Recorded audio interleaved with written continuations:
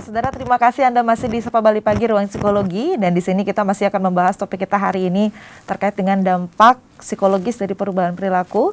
Dan di sini sudah hadir narasumber kita, ada Mbak Pauline, seorang psikolog klinis, dan juga ada Erik, mahasiswa Universitas Udayana. Kita tadi sudah di segmen 1 full dengan Mbak Pauline. Sekarang kita geser dulu nih ke Kak Erik sebagai salah satu yang merasakan juga perubahan perilaku yang mau nggak mau harus dilaksanakan ya. Kak Erik ya di lingkungan kampus terutama. Kak Erik saat ini berarti mahasiswa di Universitas Udayana. Sudah semester akhir ya. Oke, mungkin kita flashback ke belakang dulu. Sebelum pandemi COVID-19 kegiatannya apa saja Kak Erik? Sebelum pandemi itu saya tuh kerja di hostel karena udah semester akhir kan, jadi kegiatannya nggak terlalu banyak. Jadi kan buat bantu keluarga juga kan. Jadi kerja hostel di Legian. Jadi kan karena di situ juga banyak wisatawan juga kan. Jadi di sana juga banyak kerjaan juga gitu. Sama kuliah biasa sih. Kuliah dan kerja juga. Waktu berarti sebelum pandemi ini kegiatannya banyak di daerah pariwisata ya? Iya.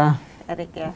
Iya, di sana. Itu gimana bisa bagi waktunya pada saat itu? Bagi waktunya bisa, soalnya kan emang udah agak free kan, nggak terlalu padat gitu kayak awal-awalnya. Oke, karena sudah semester akhir ya waktu itu. Baiklah, pembelajarannya berarti sekarang dengan yang dulu beda ya? Sekarang daring ya? Iya, kok sekarang full daring semua. Oke, full daring semua. Berarti Mbak Pauline, Erik ini merasakan ya perubahan yang cukup signifikan. Karena biasanya dari SD kita dulu belajarnya tatap muka. Tapi sekarang kita ada media gitu ya, ada medianya, ada dengan internet atau daring. Menikmati nggak selama ini, Erik? Enaknya sih karena daring kan kita nggak nggak terpaku waktu buat belajarnya kan, buat kuliahnya. Cuma kayak kesusahannya tuh untuk ngerti, paham materinya itu sih. Apalagi kayak yang ada praktikum itu kan, kita jadinya susah buat bener-bener ngerti materinya itu. Kalau dulu itu kalau nggak salah mulai belajar dari rumah itu sekitar bulan Maret ya, Maret April ya, betul ya, Erik ya? Awal-awal rasanya gimana, Erik? Menyenangkan di rumah awalnya gitu. Kan karena diumuminya kan libur kan, jadi kayak oh ya udah aman-aman aja gitu. Ternyata lanjut sampai sekarang kan masih sampai sekarang masih sama, seneng nggak?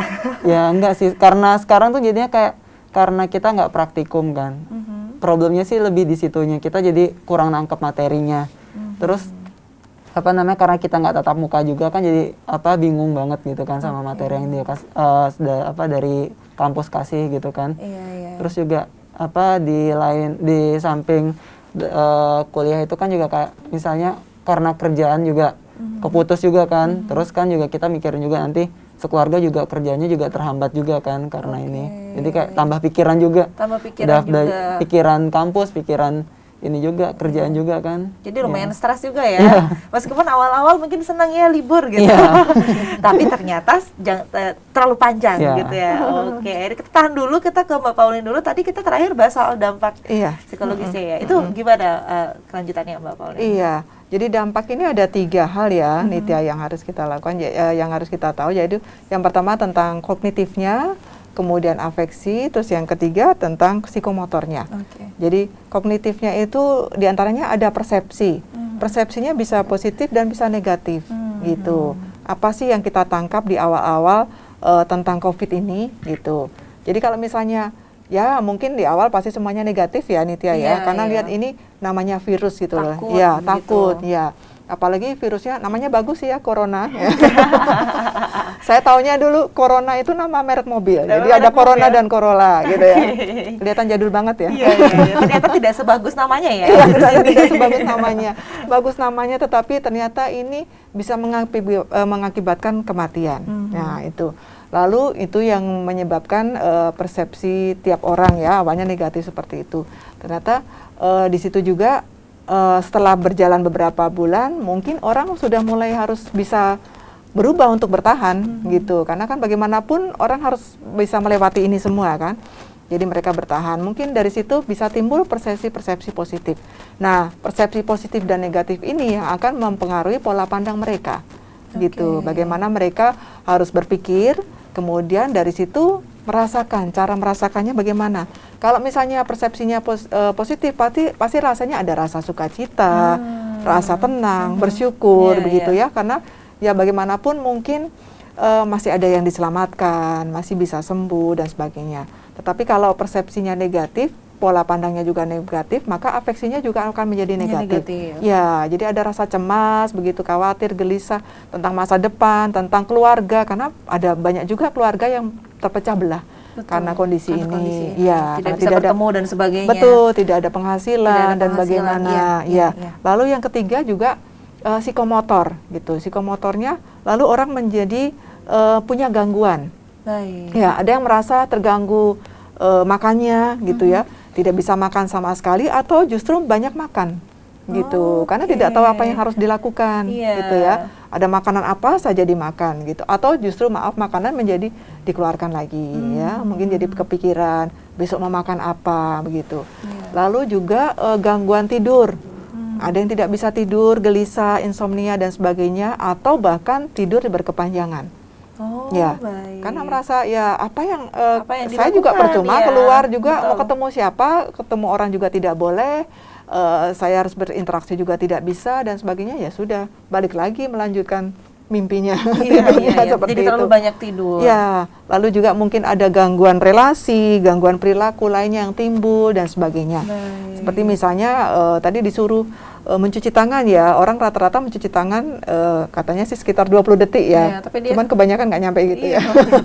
Kebanyakan buru-buru aja buru-buru gitu ya. Nah, kadang-kadang kalau orang yang sudah terganggu secara pola pikirnya, persepsinya juga sudah negatif, nah akan timbul perilaku-perilaku baru, misalnya OCD. Terus-menerus, ya, dia merasa tadi pegang gagang pintu yang dari besi, udah cuci tangan belum ya? Kayaknya belum bersih deh, cuci tangan lagi. Bisa 6, 7, 8 kali itu berulang-ulang dan tidak bisa. Tidak normal ternyata. Ya betul, jadi tidak bisa dikendalikan. Nah itu yang akan menimbulkan perilaku-perilaku baru yang tidak bisa kita kendalikan. Baik. Mungkin Erik sendiri ada merasakan itu, terlalu banyak tidur, terlalu banyak makan. Ada beberapa di antara itu ya. Untuk mahasiswa kurus ya. Kurus berarti kemungkinan sedikit makan, enggak ya?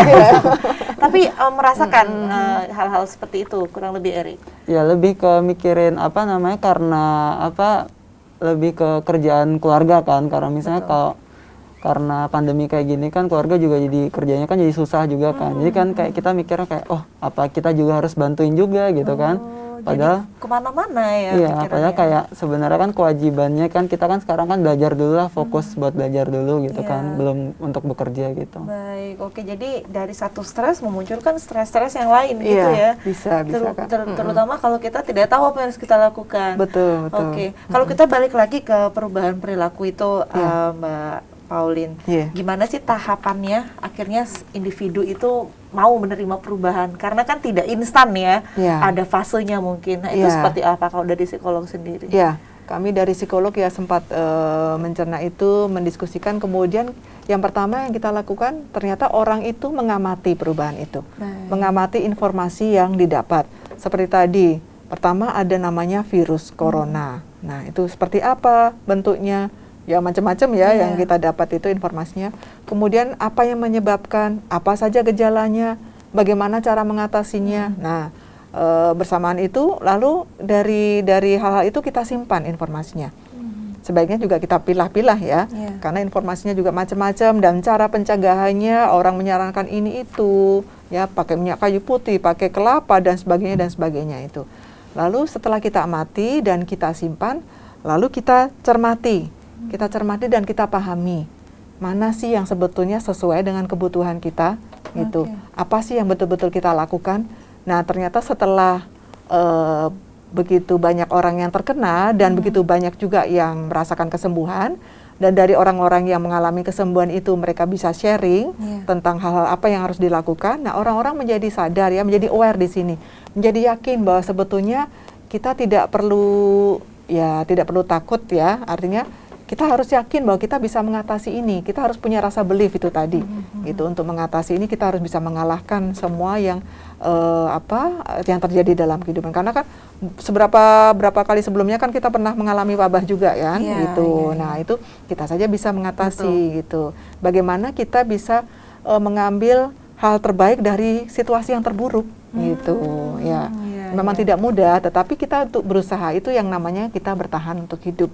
Ya, setelah mengetahui manfaat dari informasi itu semua, barulah kita mengalami melakukan perubahan-perubahan. Oke, berarti di antara di fase-fase itu mungkin nggak individu itu ada yang berhenti di fase 2 saja, sulit untuk melanjutkan ke fase 3? Ya, bisa saja terjadi. Jadi kalau dia merasa tidak yakin lagi, beliefnya sudah ada pengaruh ya, kan tadi ada pengaruh intern dan ekstern kan ya. Jadi kalau secara ekstern pengaruhnya lebih kuat, nah akhirnya dia menjadi kurang yakin ya. Kurang yakin pada pilihannya, kurang yakin pada perubahan perilaku yang dia lakukan, dan seterusnya dan seterusnya. Nah, ini kan perlu ada pendampingan terus-menerus gitu ya, saling menjaga, saling menegur, saling mengingatkan antar kita begitu. Baik. Nah, ternyata ada tahapannya juga sampai akhirnya individu itu benar-benar bisa menerima atau melakukan perubahan itu. Kalau dari Erik sendiri nih, dari awal pandemi, kira-kira gimana? Lama nggak sampai akhirnya bisa adaptasi begitu melakukan perubahan-perubahan ini?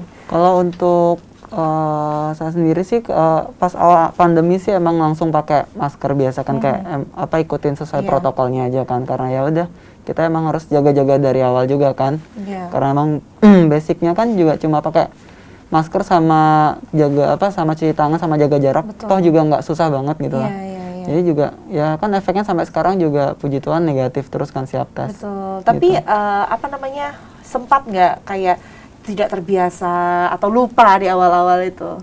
Mungkin paling sering itu kayak jaga jarak gitu kan. Misalnya kayak kita naik kendaraan umum gitu, terus mau nggak mau kayak ya udah kena gini dempet-dempetan atau gimana gitu kan. Cuma tetap pakai masker gitu. Baik, berarti memang kendalanya itu di bagian physical distancing gitu ya, kurang lebih itu. Nah, kira-kira apa aja sih tantangannya kita ketika melakukan perubahan perilaku ini, Mbak Pauline? Tapi kita akan bahas di segmen 3 setelah yang satu ini ya, Mbak Pauline. Saudara, setelah ini kita masih akan membahas kira-kira seperti apa tantangan ketika kita ingin melakukan sebuah perubahan perilaku. Tapi kita akan bahas setelah yang satu ini. Untuk itu jangan kemana-mana, tetap di Sapa Bali Pagi Ruang Psikologi.